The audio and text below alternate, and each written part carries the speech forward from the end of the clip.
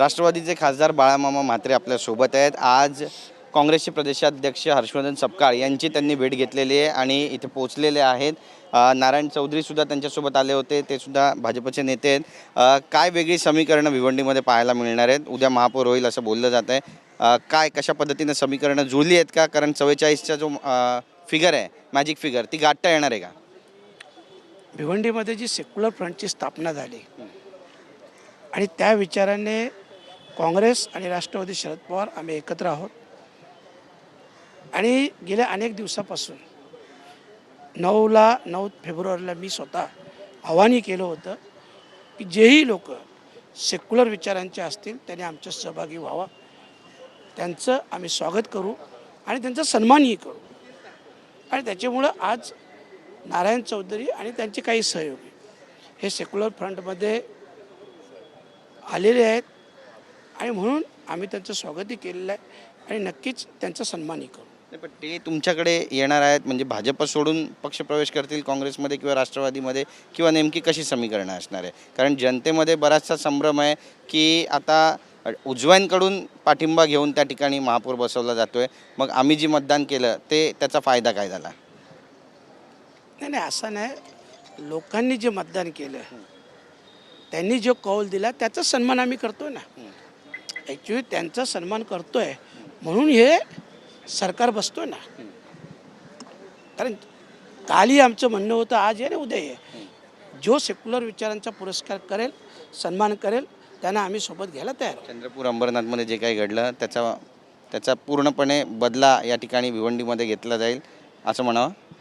बदल्याची भावना नाही हो आमच्याकडे। आम्ही भिवंडीचा विचार करतो, अजून महाराष्ट्रभर मी विचार करत नाही। बरं, सुनेत्राताई राष्ट्रीय अध्यक्ष झालेले आहेत, 35 जणांनी त्या ठिकाणी सह्या केल्या, पण 5 ते 6 जण अशी होती ज्यांनी सह्याच केल्या नाही असं रोहितदादा म्हणतायत। त्यामुळे काय नेमकं तुम्हाला वाटतं या सगळ्यामध्ये कोण हे सगळे नेते असू शकतात? त्यांना राष्ट्रीय अध्यक्ष व्हायचं होतं का, हा पण मोठा प्रश्न आहे?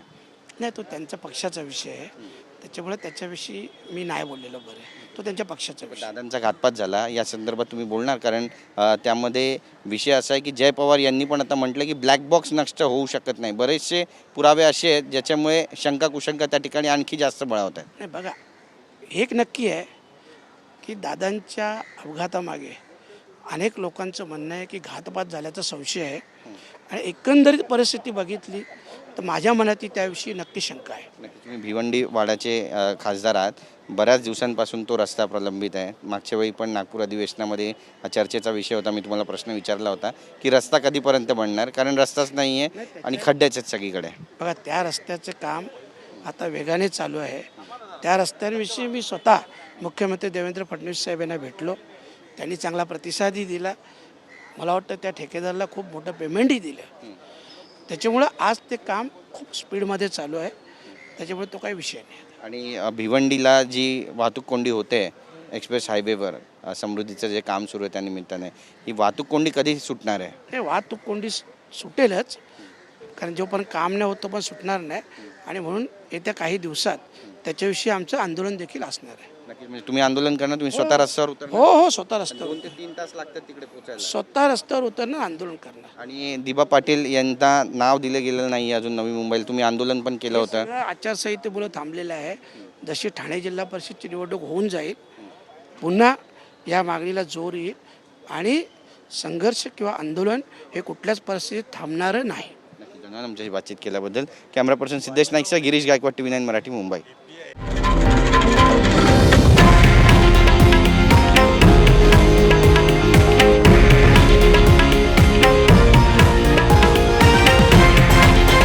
हे आहे देशातील नंबर 1 न्यूज नेटवर्क आणि आपण पाहत आहात TV9 मराठी, एकमेव।